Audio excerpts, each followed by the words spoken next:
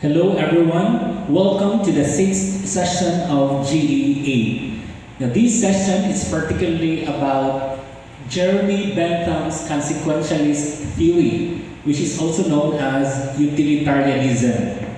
Now in the previous session, we learned that ethics in general is subdivided into three general subject areas, namely normative ethics, meta-ethics, and applied ethics. Now, we started exploring on normative ethics, particularly the virtue ethics of Plato and Aristotle. Now, in this session, we shall pay attention on Jeremy Bentham's consequentialist theory, which is also known as utilitarianism. Now, we begin with a case. Now, this is the case. It's a lovely day out and you decide to go for a walk along the trolley tracks that crisscross your town.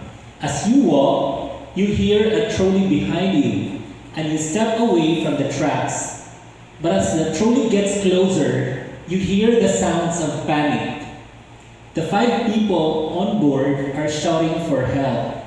The trolley's brakes have gone out and it's gathering speed.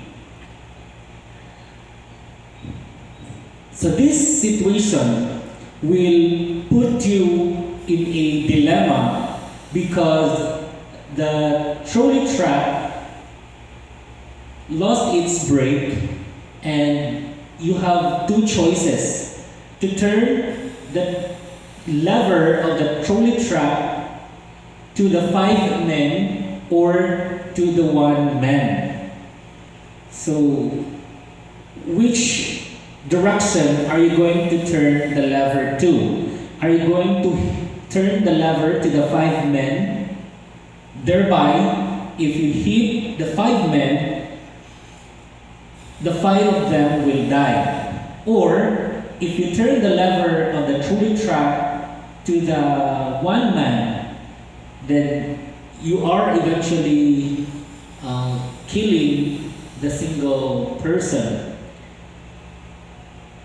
Obviously, I think most of you will decide to turn the trolley track to the single man because our reasoning will tell us that the lives of 5 men are better than the life of 1 man. I guess your moral reasoning will tell you again that you're going to turn the lever of the trolley track to the single man because again, 1 life or the lives of 5 men are more important than the life of a single man. Now here's another case which I was able to share with you in the previous session. Now you're a doctor at a top hospital. You have 6 gravely ill patients, 5 of whom are in urgent need of organ transplants. You can't help them though because there are no available organs that can be used to save their lives. The 6th patient, however, will die without a particular medicine. If she dies, you will be able to save the other 5 patients by using the organs of patient 6, who is an organ donor. So the ultimate question is, what do you do? Are you going to use the organs of patient 6 in order to save the lives of the 5 other patients? A is keep patient 6 comfortable but do not give him the medical care that would save his life in order to save the other 5 patients. Or B, save patient 6 and let the other 5 die. It's unfortunate, but it's not your call to make. Now the first case that I presented to you about the trolley car and this case of the doctor's dilemma they both have a common situation in which The situations will let you choose one course of action over the other, and one course of action benefits more lives than the other course of action which benefits a single person. Now, our common moral reasoning will tell us that there is preference in choosing to turn the lever to the single man, thereby killing that single person and eventually saving the lives of the 5 men, because again, the common reasoning is the lives of 5 men are more important than the life of a single person. In like manner, the lives of the 5 patients are more important or are more valuable to save than the life of a single person. Now, that kind of reasoning is what we call as consequentialism. Now, consequentialism as a moral theory looks at the consequences of our actions. If the consequences are good, then the act is good. But if the consequences are bad, then the act is also bad. So consequentialism is a position that the morality of an action is determined by its consequences. So the key word in consequentialism is consequences. So if the consequences are good, the act is right. But if the consequences are bad, then the act is wrong. So this is how simple consequentialism is. It looks at the consequences of our actions. If the consequences are good, then the act is good. But if the consequences are bad, then the act is also bad. Consequentialists consider the ratio of good to evil that an action produces. The right action is the one that produces or will probably produce as great a ratio of good to evil as any other action. So in consequentialism, we are taught to weigh things out. Consequentialism teaches us to predict the consequences of our actions. If the action produces or will probably produce more good consequences than bad consequences, then the act is good. But if the act will probably produce bad consequences than good consequences, then the act is bad. Now, the major proponent of consequentialism as a moral theory is Jeremy Bentham. He was born in Spitalfields, London, into a wealthy Tory family. He was a child prodigy and was found as a toddler sitting at his father's desk reading a multi-volume history of England. He began his study of Latin at the age of 3. At 12, he was sent to Queen's College, Oxford. His father, a prosperous attorney, having decided that Jeremy would follow him into the law and feeling quite sure that his brilliant son would one day be Lord Chancellor of England. However, Bentham soon became disillusioned with the law, especially after hearing the lectures of the leading authority of the day, who is Sir William Blackstone. Instead of practicing the law, he decided to write about it, and he spent his life criticizing the existing law and suggesting ways for its improvement. In other words, Jeremy Bentham did not become a lawyer that his father envisioned him to be. Instead, he criticized the laws during his time and suggested ways to improve the laws. His father's death in 1792 left him financially independent. and for nearly 40 years he lived quietly in Westminster, producing between 10 to 20 sheets of manuscript a day, even when he was in his 80s. Many thousands of Bentham's manuscripts exist to this day, the majority of which are in collections at UCL Library and at the British Library. So Jeremy Bentham and John Stuart Mill were committed to social equality, democracy, public education, and a universal improvement in the public welfare. He was also a hedonist, believing that humans are not only necessarily governed by pleasure and pain, which is psychological hedonism, but should be governed by pleasure and pain, and that is ethical hedonism. So the key words in Bentham's consequentialist theory are pleasure and pain. In fact, Bentham's common statement would say that nature has placed mankind under two governance of two sovereign masters, pain and pleasure. It is for them alone to point out what he ought to do, as well as to determine what we shall do.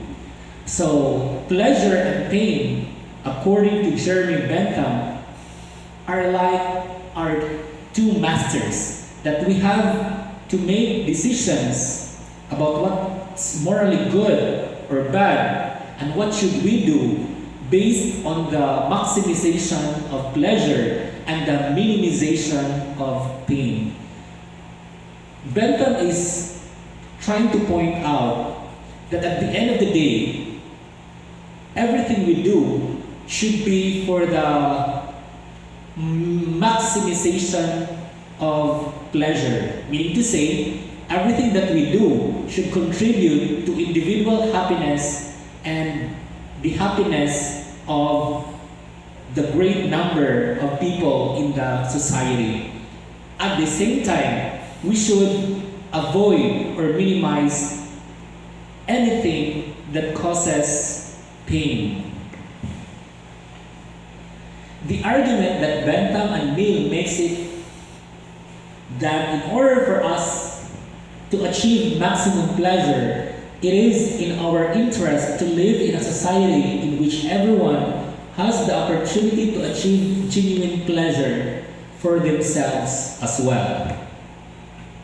Thus, it is our self-interest to help people fulfill their own self-interest. The moral guide of our actions thus becomes what Bentham and Mill termed as the principle of utility. Now, what is the principle of utility? Very simple. The principle of utility says that we need to act always to promote the greatest happiness for the greatest number. Greatest happiness for the greatest number. Now, let's take for instance the current situation we're in. You are tested positive of COVID-19. Now, the government policy has it that when you are tested positive of COVID-19, you have to be contained. You have to be isolated so that you don't spread the virus to other people. And so you have to be brought to a quarantine facility, which consequently will limit your freedom to do what you want to do, because you will be placed in an institution or in a facility that limits your freedom. So, however, the government is doing this, and we have to isolate ourselves, we have to quarantine ourselves, because we don't want the virus to infect other people. In other words, we don't want to cause the pain or the unhappiness of many people in the society. That's why we need to do a little sacrifice by quarantining ourselves in a certain quarantine facility so that we stop the spread of the virus. And we do this because we want to promote the greatest happiness for the greatest number. This is the simplest formulation of the principle of utility, which is Bentham's consequentialist theory. So, we do things, we choose things that promote a greatest happiness for the greatest number. If our action does not promote the happiness of the greatest number, then that action is not good. Because only actions which promote the greatest happiness for the greatest number is considered as good. Otherwise, the act is bad. The theory that we should act in such a way that our actions produce the greatest happiness or pleasure for the greatest number of people. In other words, we should always be thinking not only of our own self-interest, but over and above our self-interest, we should think of the common interest of the general people or the general public or the people in general, that we cannot live in a society, or we should not live, or we should not choose acts that promote the happiness of certain few people in the society. Rather, we should choose that act that promotes the greatest happiness for the greatest number. Moral actions are those that produce the best ratio of happiness to misery within the group at large. Its goal is to ameliorate or to reduce suffering and promote more pleasure or promote more happiness. So, the words that keep on repeating here are happiness or pleasure. Okay? Because these are the main concern of Bentham's consequentialist theory, which is utilitarianism, or the principle of utility, in which we should always promote the greatest happiness of the greatest number of people in the society. Utilitarianism is both a theory of the good and a theory of the right. As a theory of the good, utilitarianism is welfarist, holding that the good is whatever yields the greatest utility. And utility here is defined as pleasure or preference satisfaction, or in reference to an objective list of values. So what is good is that which promotes the greatest happiness of the greatest number. And examples of governmental utilitarianism are welfare system, school system, and Medicare system. In short, taxation. Now, few people pay higher amount of taxes, while most people pay a very minimal amount of tax. Now, though very few people are at one point in pain because they pay a large percentage of their salary to the government in the form of tax, but such payment of tax is being used to deliver social services to many people in the society. For example, because of people's taxes, the government is able to build schools, thereby the government is able to promote education. Or because of people's taxes, the government is able to build roads, all-weathered roads, thereby everyone enjoy good transportation. Or because of our taxes, the government is able to build hospitals and procure government hospital facilities and equipment. Thereby, the government is able to promote health. But though few people contribute big taxes, and to some extent, such contribution of big taxes will render these taxpayers in pain, because that's a portion of their ability, that's a portion of their income, and that's a portion of their talent. But these taxes, once spent well by the government, goes to the promotion of social welfare or the promotion of social services. And so, taxation can be considered as a form of governmental utilitarianism, in which we promote the greatest happiness of the greatest number. Aside from being a theory of the good, utilitarianism is also a theory of the right. Utilitarianism is consequentialist, holding that the right act is that which yields the greatest amount of utility or greatest happiness over misery of all involved. So what is right is that which promotes happiness or greatest net utility or greatest total of happiness over misery.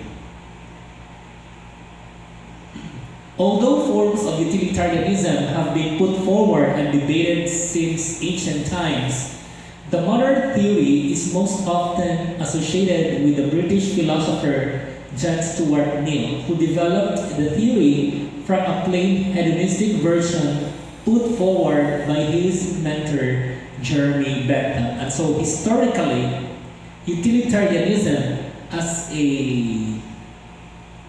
an example of consequentialist theory was formally founded by Jeremy Bentham and then later on developed by John Stuart Mill. A generation later, after Bentham, utilitarianism found its most effective exponent in John Stuart Mill.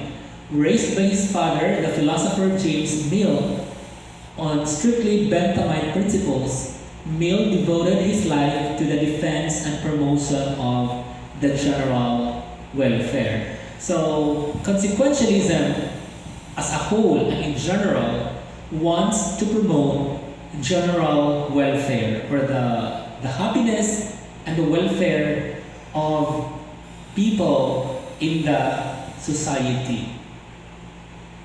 Bentham and Mill defines utilitarianism as a theory based on the principle that actions are right in proportion as they tend to promote happiness, and wrong as they tend to produce the reverse of happiness, which is misery or pain. Now, Bentham and Mill defines happiness as pleasure and the absence of pain. So, all in all, what Bentham and Mill are trying to achieve with their consequentialist theory or their utilitarianism is very simple. They want to promote the greatest happiness for the greatest number of people.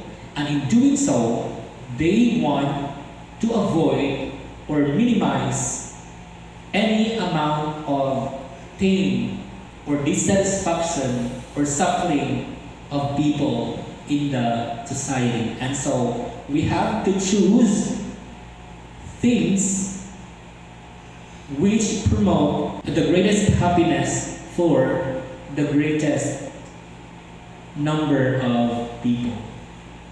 Now, there are two types of utilitarianism, namely act utilitarianism and rule utilitarianism.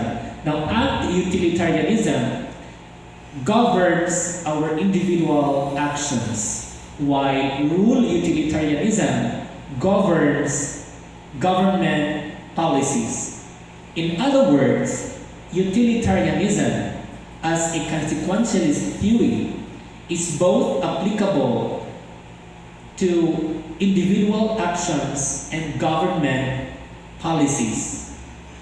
That an act of a certain individual becomes good if it produces, or if it will probably produce, the greatest amount of happiness over misery or pain.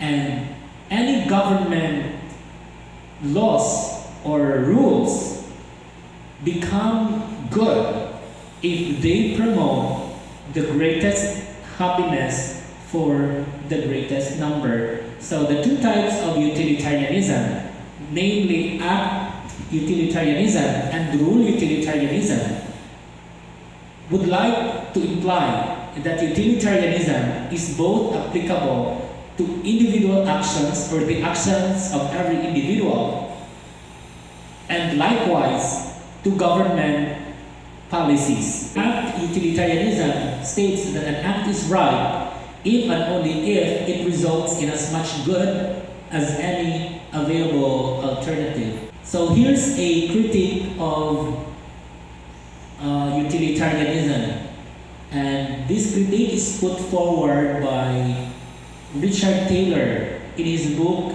Metaphysics.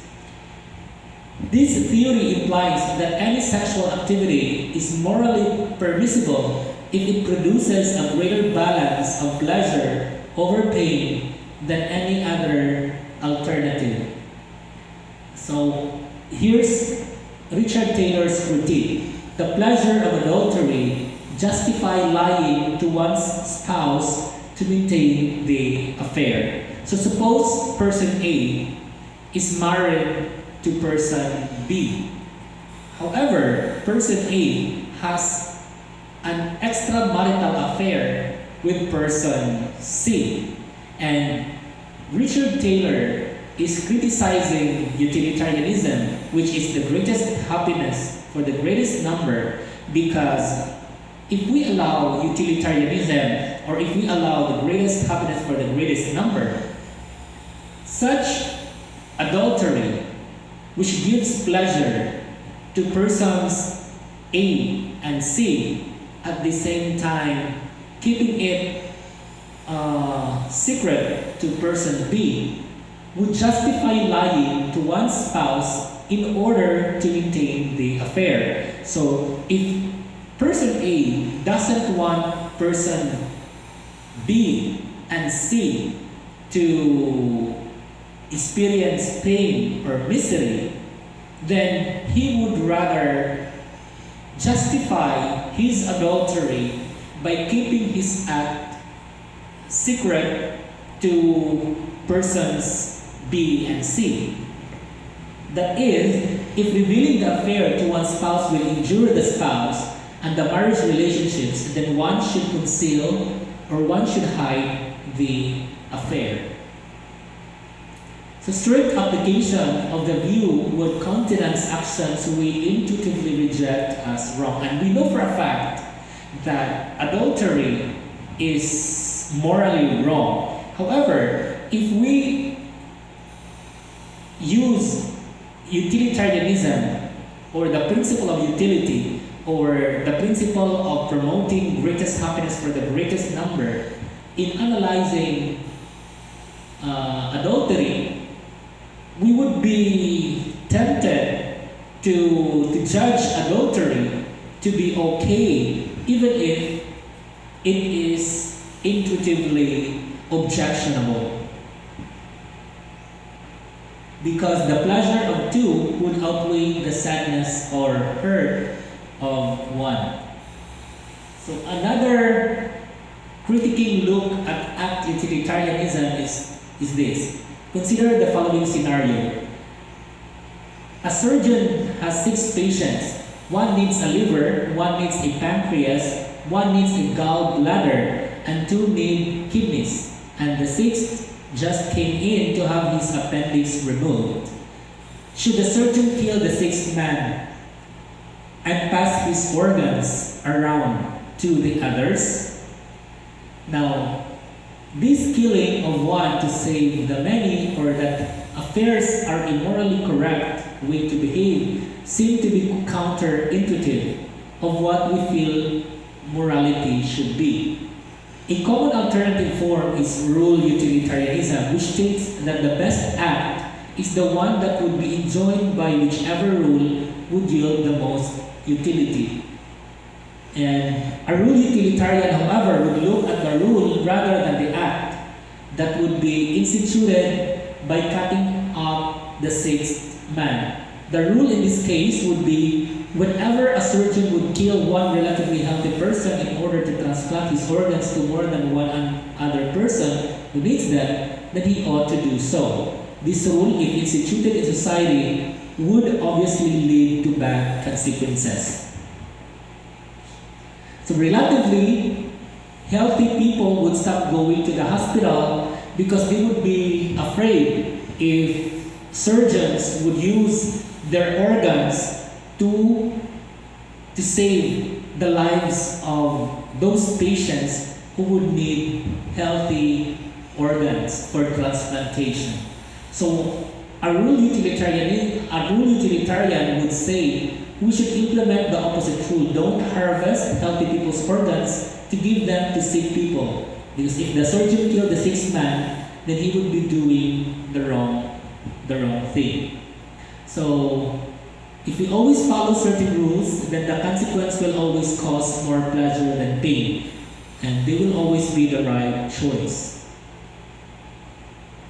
And so we continue now with, so this is the consequentialist theory of Jeremy Bentham. The Bentham argued that the ability to suffer, not the ability to reason, must be the benchmark of how we treat other beings. If the ability to reason were the criterion, many human beings, including babies and disabled people, would also have to be treated as though they were things. So, Jeremy Bentham is saying that the mere fact that we are capable of experiencing pain and pleasure, now these are the things that should be the basis in determining what's good and what's bad. Acts that promote happiness are good acts, and acts that promote pain or gives pain are acts that are not good. So, as requested in his will, his body was preserved and stored in a wooden cabinet, termed his auto-icon at University College London. The auto-icon is kept in public display at the end of the south cloisters in the main building of the college. So, this is the preserved body of Jeremy Bentham. So the auto-icon has always had a wax head, as Bentham's head was badly damaged in the preservation process. And the real head was displayed in the same case for many years, but became the target of repeated student pranks, including being stolen in more than one occasion. So since the head of Jeremy Bentham is being used to prank others, so it is now being locked away securely. So for assessment number 8, answer the 5 true or false statements. Number 1, the principle of utility approves of actions insofar as they augment the happiness of the affected parties. Number 2, Bentham asserts that to call an action right simply means that it conforms to the principle of utility. Number 3, the principle of utility approves of actions according to their tendency to promote happiness. In Bentham's view, number 4, pleasure and pain determine what we will do but not what we ought to do. And the last, according to Bentham, the principle of utility should be applied to individual actions but not to government policies. And assessment number 9 is an essay. You have to answer 3 questions. Under what 2 sovereign masters has mankind been placed according to Bentham?